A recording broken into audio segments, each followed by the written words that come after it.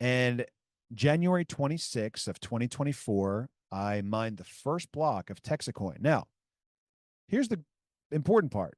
TexitCoin is technologically very similar to Litecoin. In fact, we started out as a Litecoin clone. And I did that because I wasn't interested in bringing any fancy bells and whistles to the conversation. I was looking at the community and I said, well, I'm going to get into crypto. Which one should I get into? Bitcoin, Litecoin, Ethereum? You know, you got all these great ones out there. Which one should I throw my hat in the ring to support? And I set out to do some research.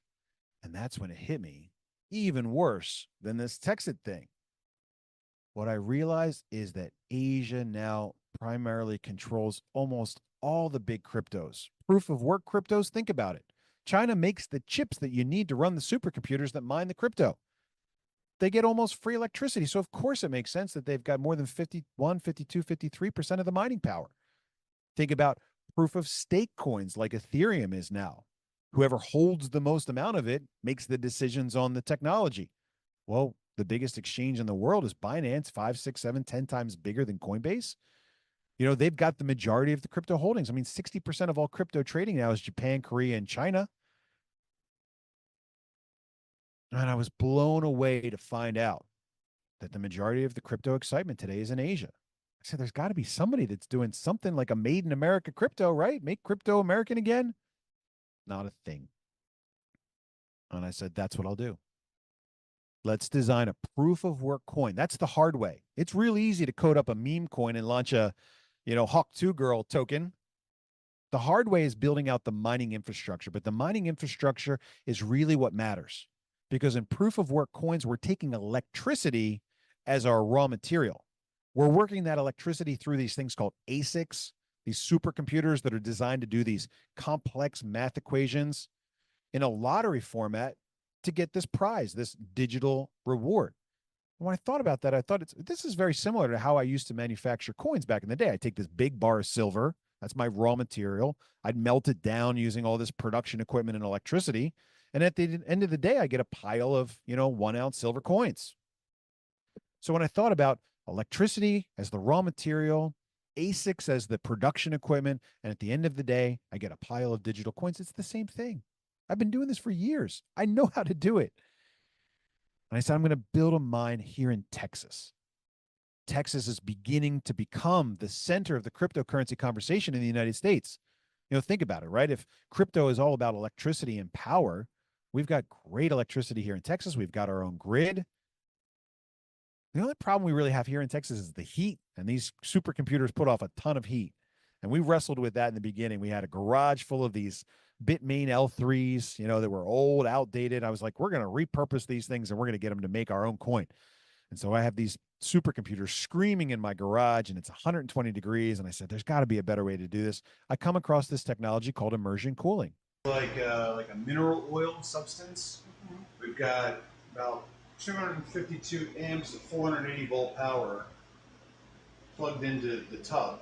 I don't touch it. Well, you can. That's the fun thing about it. You can put your finger within like a quarter of an inch of a 480 volt connection, which is like a no-do, without getting electrocuted. So it's kind of an engineered mineral oil. And it's kind of off because of the heat or the. It's 16 times more thermally conductive than airflow is. So if you've got these things sitting here and you're just blowing air across the chips, they get hot. Creates a lot of heat. And now we've got tubs full of something like mineral oil and these expensive supercomputers dropped into these, these exotic tubs that are pumping this fluid outside through a heat exchanger. And this is all stuff that makes sense to me because I've come from this industrial background.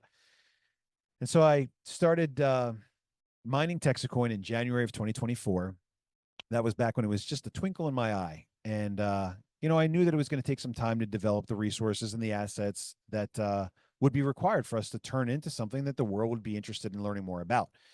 And it was April of 2024, about 69 weeks ago, funnily enough, that I felt good enough about the project that I introduced it to my friends and family. I invited them to buy a handful of coins and to start mining TexitCoin with me. And I made a very simple program. I took lots of ideas from the people that did it before. I said, we got to build a mine. We got to build a mine that's so big that the cryptocurrency community looks at this and goes, wow, that's a big mine, but we need to build this with individuals. Because it'd be very easy to get one rich guy to dig deep in his pocket, pull out $100 million to build a big mine. But that means that one guy owns it. He gets to keep all the profits from that. We need a second chance.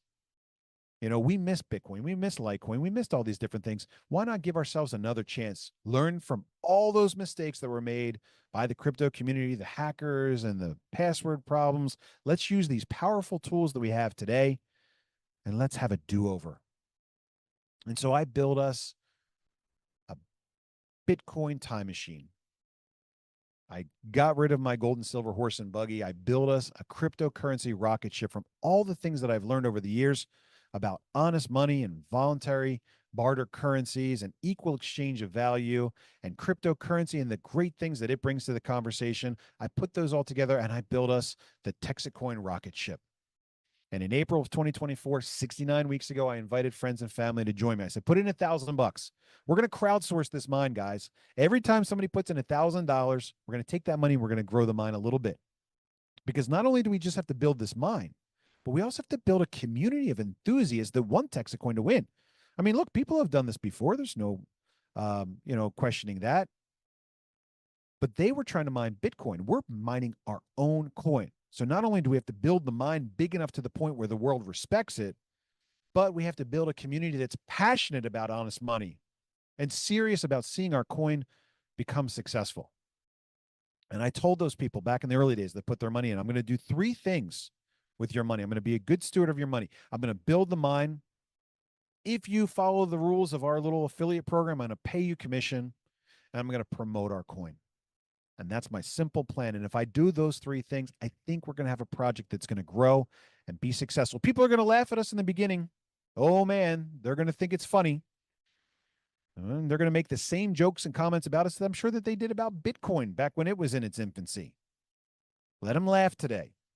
But if you see the opportunity that I see, you look at my background, the things that I bring to the table, making this project incredibly authentic and a continuation of my life's work, just swapping out that horse and buggy for a digital currency rocket ship, then join me.